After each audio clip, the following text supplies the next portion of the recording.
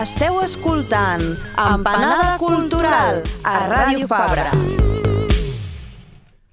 Bueno, pues mira, ni con música vamos ya, ¿no? Así, sí, en silencio, a palo seco, porque vamos a ir con 3 películas que son, diríamos que vamos a ir por orden cronológico de estreno, es decir, son películas que se irán estrenando en un futuro. La primera se estrenará en cuestión de días. De hecho, también de mayor a menor metraje. Exacto. Porque partimos de una peli de 2 horas y 20 o así, y nos vamos a una peli más convencional.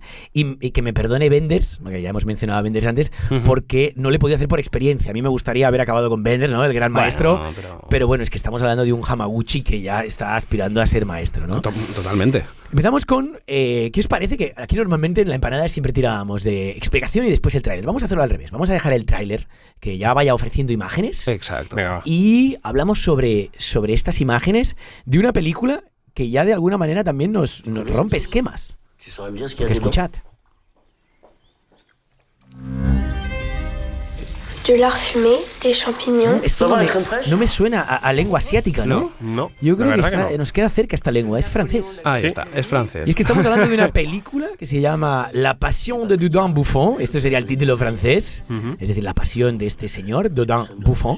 O, como se ha traducido aquí, para no cometer errores o caer en el ridículo, A Fuego Lento. Pagaban por letra. A Fuego Lento, que es esta película que os decía de 134 minutos, película de época, ocurre en el 1885, y es la obra de un cineasta vietnamita. Es decir, estamos hablando de Tran Anh Hung, que aunque está afincado en Cannes y su anterior película, bastante fallida, Eternité, fue una producción francesa, en el fondo es un cineasta que conocemos por El olor de la papaya verde. Exacto, El olor de la papaya verde, Ciclo, después hizo esa gran versión, ¿no? Bueno, esa gran adaptación de Murakami. Haruki Murakami con Tokyo Blues, ¿eh? Yo creo que eso es un poco la película que le catapultó al extranjero, por así decirlo, todo y que a nivel festival es El olor de la papaya verde. Sí. Y es que estamos hablando que Tran Anh Hung, con esta película, con La Pasión de Dodin Buffon, no solo ha ganado la mejor dirección en Cannes, sino que además representa a Francia, curioso, en los Oscars.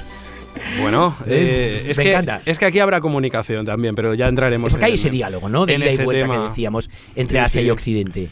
Y es que en el fondo, y de ahí también que ahora nos tenga que acompañar esta música, en el fondo estamos hablando de una película que, como suele ser evidente en Tran Anh Hung, lo que busca, ¿no? Es esa película de sensaciones, de sublimar, ¿no? El cine de los sentidos, por así decirlo, y hacerlo a través del arte culinario, ¿no?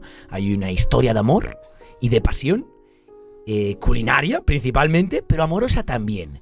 Y es que estamos hablando de un tándem actoral que hace ya de la película en sí, no solo Tran Anh Hung, una gran obra. Y es que estamos hablando de Benoît Magimel, el gran Benoît Magimel, muy grande, pero que sobre todo hemos empezado a hablar mucho más de él a través de la última película de Albert Serra, es verdad, Pacifiction, y la que fue su pareja años atrás, Juliette Binoche. Que esto queda muy claro en la peli, no sé si queda claro, pero hay un magnetismo entre ellos, que aunque ya no sean pareja, hostia, es un poco lo que pasaba con, antes has mencionado a Gaspar Noé y en Irreversible, todo y que están las antípodas emocionales la película, pero pasaba algo similar entre Vincent Cassel y Mónica Bellucci, Bellucci, ¿no? El cineasta, en este caso Gaspar Noé, sabía aprovechar ese bagaje, ese background, y aquí es clarísimo, ¿no? Es decir, hay un magnetismo entre ellos dos, porque en el fondo podríamos hablar de esta película casi como un ménage à trois, pero un ménage à trois no sexual, sino un ménage à trois emocional y pasional, o una suerte de Vicky Cristina Barcelona, donde Barcelona es la cocina. Es decir, tendríamos a Benoît Magimel, Juliette Binoche y la cocina. Ellos tienen este trío emocional, pasional, con la cocina, y su historia de amor, de alguna manera se justifica a través de ella, ¿no? Me parece interesantísimo la manera en la que Tran Anh Hung ha narrado, no solo fotográficamente, que ya lo imagináis, es decir, muchas veces las críticas de la película han venido porque apelando a una idea casi publicitaria del cine, y a mí no me lo ha parecido para nada.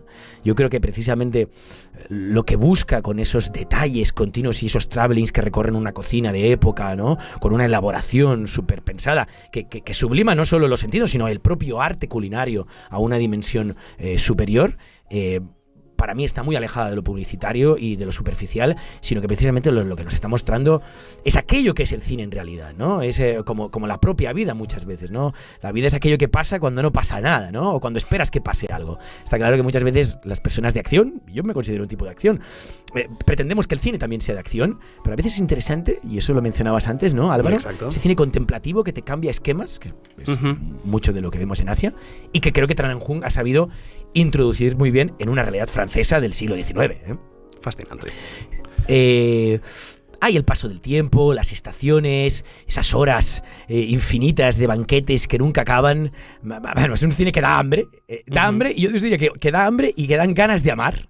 Ganas de amar. O sea, ambas situaciones están muy bien definidas en la película.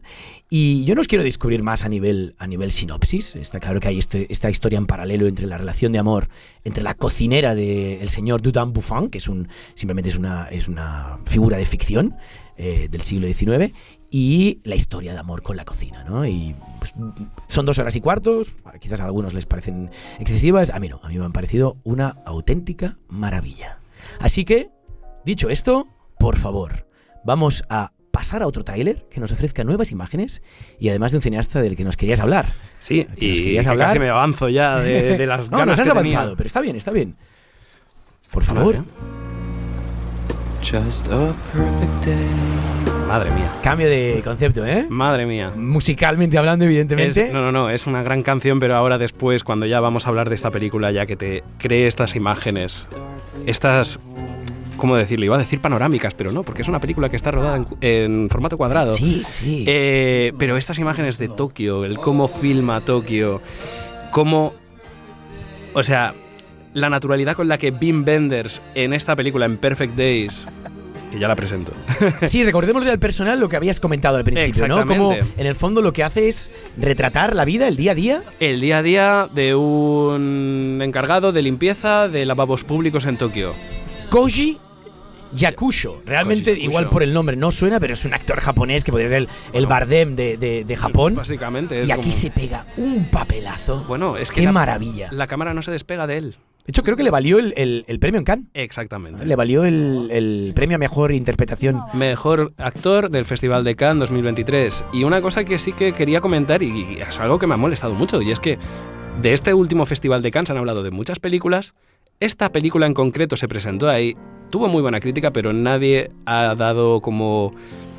Nadie ha querido hablar demasiado de ella, o al menos no se ha mostrado tanto, o no se ha... Bueno, porque aparentemente resulta como una película menor, ¿no? Parece que es una película que en el momento que ya solo retrata lo cotidiano, es como una oda a lo cotidiano. Pues bueno, parece que es una obra menor dentro de la gran obra de Wenders, ¿no? El cielo sobre Berlín, Wow. París, Texas, Sí. que nos queda muy atrás, porque como tú me decías en el festival, es un cineasta que actualmente...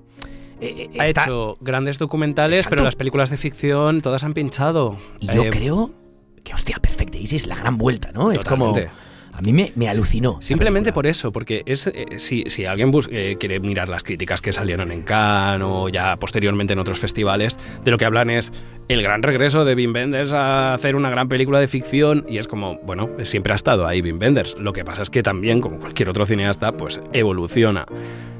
De alguna forma, es lo que había comentado antes cuando hablaba de Tokyo Ga, el documental de... Sí, de su Wim primera Wenders, aportación, ¿no? Sobre la realidad japonesa. Exactamente, del que justamente este año que va a terminar se cumplen 40 años de este... ¿De Tokyo Ga? Exactamente. Interesante. 40 años. Y bueno, tiene más serendipias, la de Perfect Days, que ya en algún momento iré comentando. Pero aparte es eso, que... Lo que hace, claro, el trabajo de Wim Wenders en esta película justamente es un trabajo de evolución, es un trabajo de alguien que se ha dado cuenta de muchas cosas en el camino. No es Alicia en las ciudades, no es El amigo americano, no son En el curso del tiempo, ¿sabes? No es este Sí. cineasta. De hecho, a priori no hay un arco temporal en el No. el personaje de tal calado. No hay una acción, ¿no? Y una evolución. Es una peli a priori menor. Exactamente. Todo y que quizás el arco temporal es una cuestión emocional, ¿no? No sé si te pasó a ti, pero será una peli menor todo lo que quieras, pero yo salí del cine completamente empachado. Y conforme la vas pensando, se va volviendo mejor. Totalmente. Me gustaría, pues que tenemos aquí a nuestro amigo Neil Teixidó, que no te hemos dado la oportunidad aún de que... por favor, di hola, a ver cómo suena tu voz. Hola, ¿qué tal? No, lo digo porque tú en el fondo eres un gran conocedor de la realidad japonesa y hostia, la figura de un limpiador de baños, a ver, evidentemente que hay limpiadores de baños en Occidente, ¿no? Y en Barcelona, pero no sé, sobre todo con la exhaustividad que este buen hombre lleva a cabo su profesión, Totalmente. como si fuera la mayor obra que este hombre nos va a dejar en vida, ¿no? El protagonista. Y bueno, hay otros elementos en la película. Tú, claro, no la has podido ver, no puedes... No la he podido ver, pero hay elementos en la película que sí que he podido ver, en mi experiencia. Y has tocado el tema. Es decir, la exhaustividad.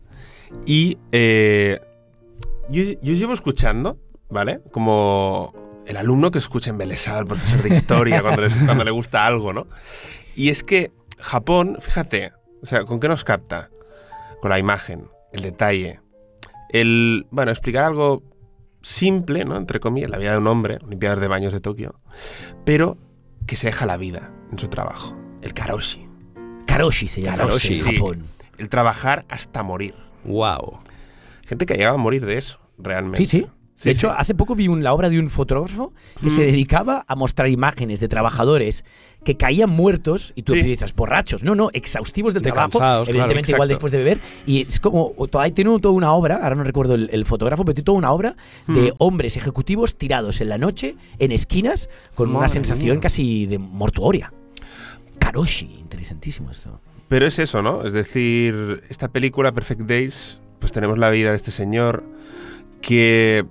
A los que nos gusta este mundillo, ¿no? Asia, Japón. Es lo que nos da. O sea, al final, la imagen.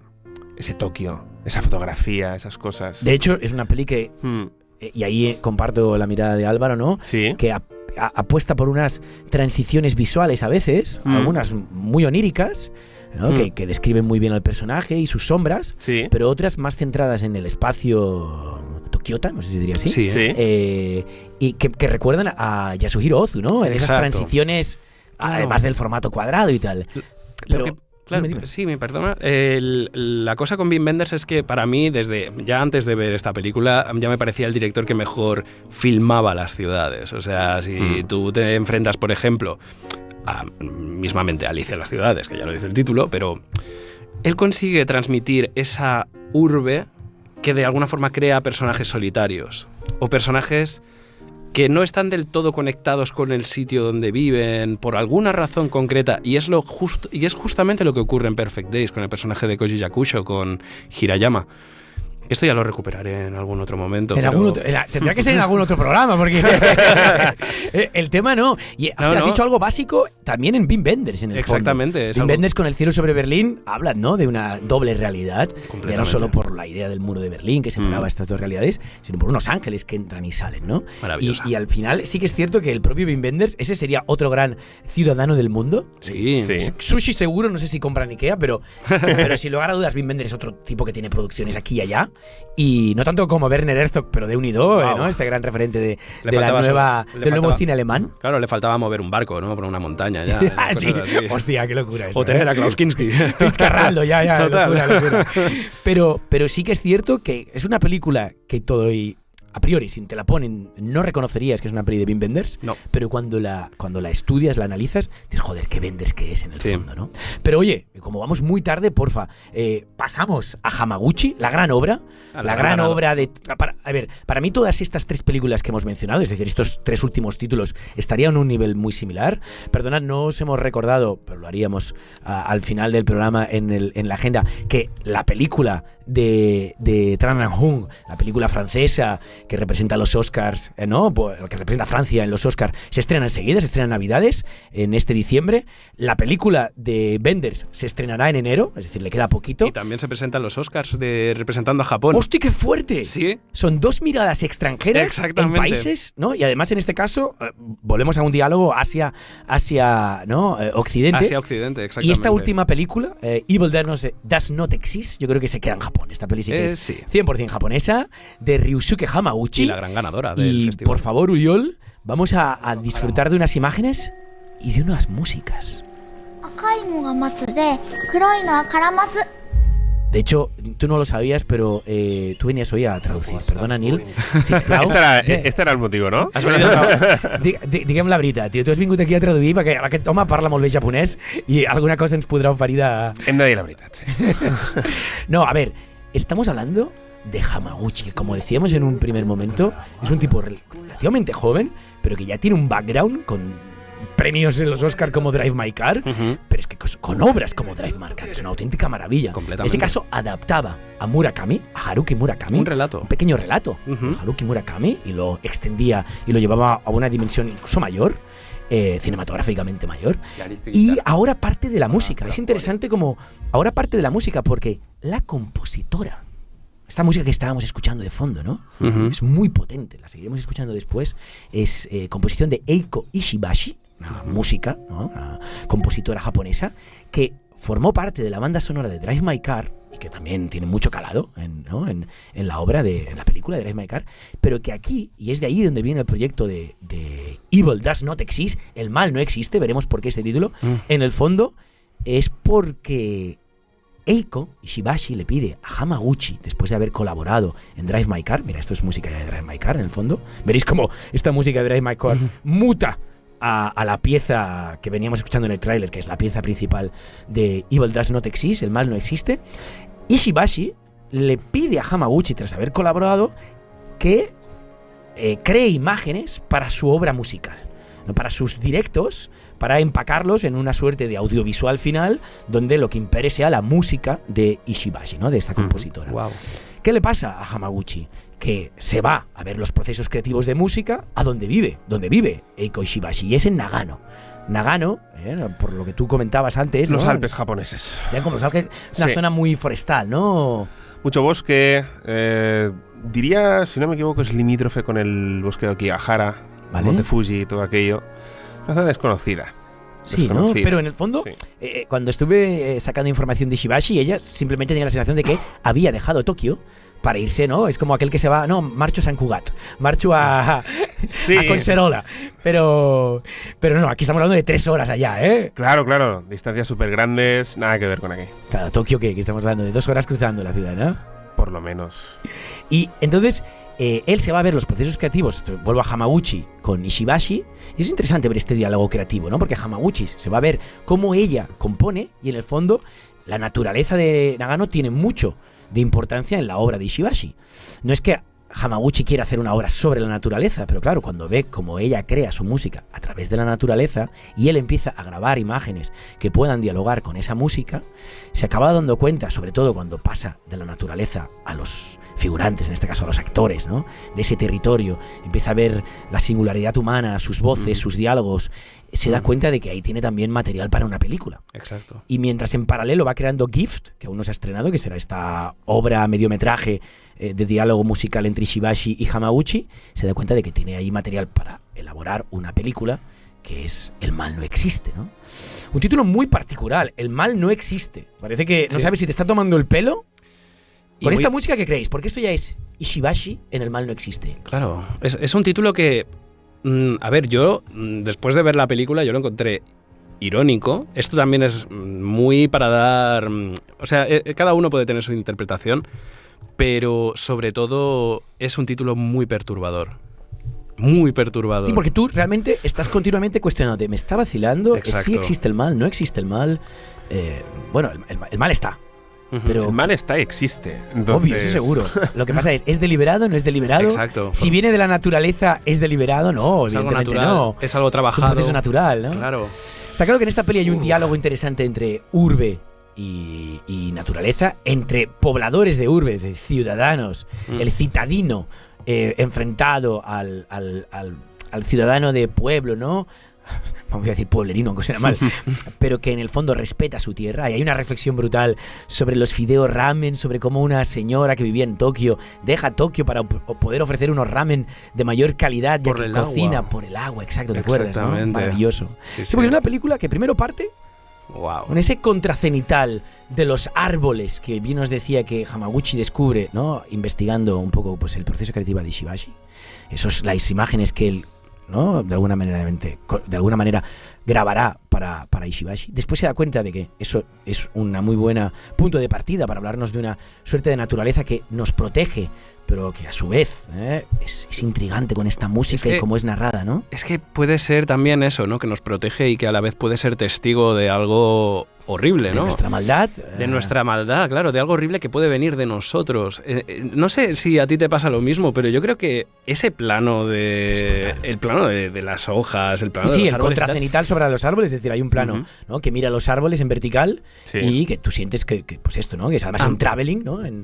Y que además cierra la película con él, ¿no? Hay una suerte de historia circular. Sí, es una película que hace muchas rimas, además. Sí, pues ese plano yo creo que a mí me ha inquietado mucho más que la película más terrorífica del año. Solo ese plano, he visto muchas cosas que este año que he dicho, madre mía, duermo con la luz encendida, pero eso a mí me ha dejado muy, muy perturbado, muy de decir, uff. Sí, porque la peli es esto, ¿no? Tienes la naturaleza, tienes un primer momento que parece que tira por un cine social, estas discusiones, ¿no? De unos pobladores que se ven de alguna manera agredidos por una nueva empresa que quiere establecer un hotel allí, que no está respetando el glamping. Pues, el glamping, sí. Una mirada muy, muy actual, ¿no? También no solo ya sobre Japón, sino sobre lo que nos rodea, ¿no? Y parte de eso, pero acaba derivando en una película existencial. Totalmente. Donde, de algún modo, la música, pero yo también creo que la manera de narrar de Hamaguchi y cómo va poniendo la atención en algunas cuestiones que quedan inconclusas, ¿no? En la narración, en un primer momento, ¿no? Veremos cómo al final no. En el fondo, nos invita a no olvidar el thriller, ¿no? Hay una sensación de thriller, suspense continuo, que yo creo que hilvana o que conecta muy bien ese cine social con el... Porque estoy de acuerdo contigo, realmente asusta y no sabes a lo que te vas a enfrentar. Claro, es que además esa secuencia de créditos que es como súper seca, ¿no? Que son como 3 fundidos a negros y todos los créditos puestos ahí en... De hecho, Hamaguchi hace una cosa que es los cortes bruscos de la música. Los cortes también van creando esa sensación de que te violenta. Pero él, y esto lo leí hace poco y me interesó muchísimo, él lo que hace es que se daba cuenta de que esta música es tan emocional. Esta música era la protagonista de Gift, de lo que le pedía Ishibashi. Sí. Pero él, en el momento que lo traslada a su peli, no puede ser la protagonista. Entonces se da cuenta de que puede resultar esa música mayonesa, ¿no? Que todo lo arregla. La música salsa, que hace que cualquier película, aunque no sea buena, sea emocional. Él quería huir de esa emocionalidad solo musical y lo que hace es cortar continuamente. Hay cortes muy bruscos de imagen, pero hay cortes muy bruscos de sonido. Y es algo deliberado, ¿no? Sí. Maravillosa y merecedora de ganar el Gran Premio del Asian Film Festival. De hecho, exacto. Estamos acabando esta cobertura del Asian con la película ganadora de la sección oficial del jurado que sirva, que realmente sabe. No sé si te pasó, pero yo cuando me enteré de la película que había ganado, yo suspiré aliviado, ¿no? Como... Claro, sí. Yo estaba entre esta o Wim Wenders pero de hecho, no sé si ahora estaba, y con esto damos paso a Neil, en el fondo, no sé si también se lleva algo. En algún festival, ahora no sé si es Venecia, Hamaguchi ya había tenido, porque al final es gracioso, ¿no? Desde el Asian, que para mí es el gran festival local, se premian obras que ya hayan dejado una gran estela en festivales de categoría, ¿no? Totalmente. Pero bueno, yo creo que sí, ha llegado el momento de que, por favor, Neil, nos ilumines sobre Japón.